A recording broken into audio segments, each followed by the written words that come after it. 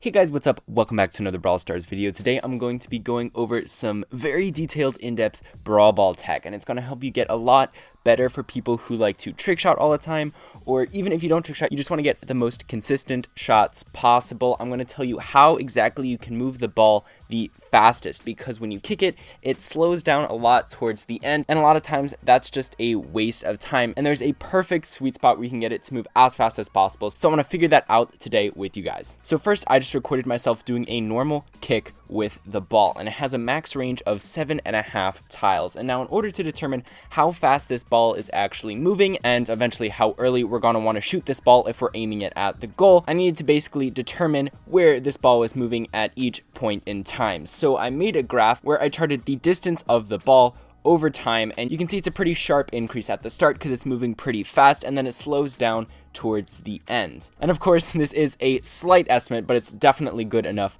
for our purposes. And now that we have how far the ball is going, what we really want to know for this video is how fast it's going for each individual second. So for those of you who know calculus, you could easily just take the tangent line at each of these points, and that's going to give you the speed at each of these times. And I essentially did that, and here is going to be the resulting speed graph. So this just directly shows the speed of the ball after you kick it up to 2 seconds in time right when it stops. So obviously it spikes right at the beginning, that's when it's going to be the quickest, and then it's going to slow down until it sort of levels off at about 2 tiles per second, which is its slowest possible speed towards the end of its 7.5 tile journey. So now the key here is the fact that pretty much every single brawler in the game moves faster than 2 tiles per second. They're usually somewhere between 2 to 3 tiles per second. Except for 8-bit, of course, he is just under 2 tiles a second. So since the last portion of this speed graph shows that the ball, if you're not touching it, is going to be moving at 2 tiles per second, that means we want to basically cut that entire portion out, because if we were walking the ball rather than having it roll, we would be moving faster, since every single brawler moves faster than those 2 tiles per second that the ball is moving at. So it drops down to that 2 tiles per second right after the 1 second mark. So if we refer back to the distance graph where we can see that mark right after the 1 second,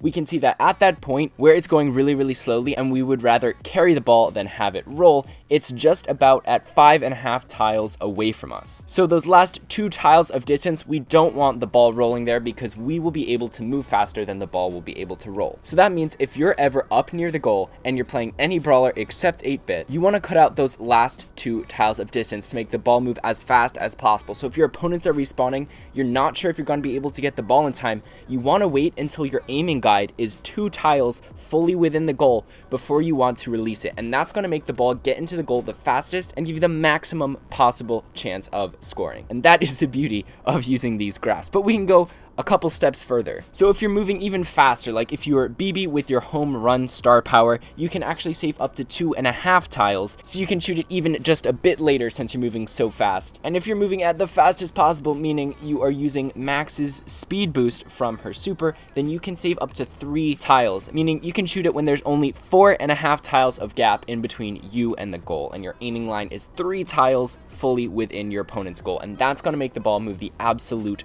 fastest. And these numbers also apply when you're passing to teammates. You don't want to have them at the very edge of your aiming line when you're kicking the ball, because they're going to be moving faster than the ball. So if they're constantly moving away from you and you try to pass it to them, since the ball moves slower than them at the end of its journey, it's not going to make it to them, and it's going to stay behind them, and they're going to have to take a lot of time to turn around, pick it up. It's a huge waste of time, and there are so many situations when you need every single frame you can get when passing the ball just to get it into the goal as quickly as possible, whether you're trick shotting or just throwing it in. So make sure for pretty much every brawler, like I said, you want that 5.5 tile distance in between you and your teammate, and actually a bit less than that, because by the time it takes to get to them, they'll also have moved a bit farther away, unlike the stationary goal, which we were just talking about. So maybe more like 5 tiles you want the distance in between you and your teammate if you're ever passing to them, just to make sure you can get the ball to them in the quickest way possible. And so those are the numbers for the normal shot, but you can also kick the ball by using your super in this game. So I also wanted to determine similar stats for the super shot in case you're trying to trick shot with your super, or just aiming normally into the goal or passing it to your teammate. So the super shot has a longer distance of 11 tiles, but it covers it in pretty much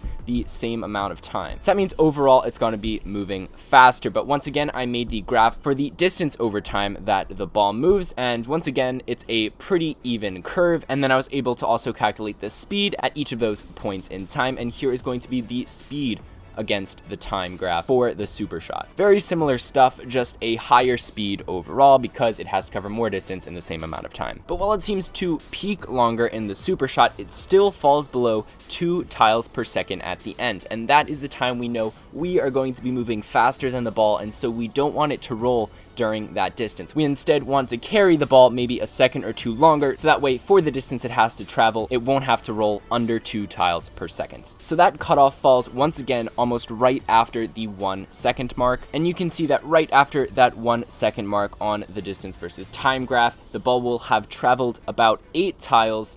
And so that means those last 3 tiles are completely unnecessary. The ball's going to be rolling slower than you would be moving, and so you want to carry the ball those extra 3 tiles before you kick it, rather than having it roll those extra 3 tiles into the goal. So if you're ever using your super shot and aiming it at the goal, your opponents are respawning and it might be a close call whether or not they'll be able to pick it up, make sure your aiming line is 3 tiles within their goal, meaning you are 8 tiles away from their goal before you shoot it, and that's going to give you the best chance of making it. Once again, if you are running BB with the home run star power, that's going to buy you about an extra half tile to work with, so you can hold it for just a bit longer. And if you're using Max's speed boost from her super, you're going to be able to save almost 4 tiles. So that means you only need to shoot it when you're 7 tiles away with your aiming line about 4 tiles within their goal. And that's going to wrap it up for this video, guys. I hope you found it super helpful. These are very, very detailed tricks, but if you use them over time, it's just going to win you a couple extra games now and then. But overall, it's just going to increase your win rate and make you be able to pull off some more crazy plays.